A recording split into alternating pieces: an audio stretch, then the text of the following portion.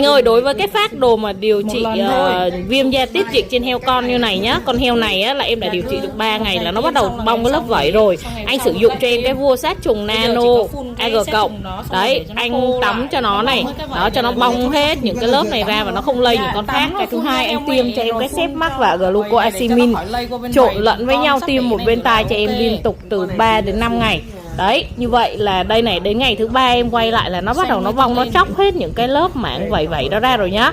Và bây giờ mình cứ bôi cái vua sát trùng AG cộng thôi nhá. Anh cứ bôi cái vua sát trùng lên cho em là được nhá. Ok nhá anh nhá.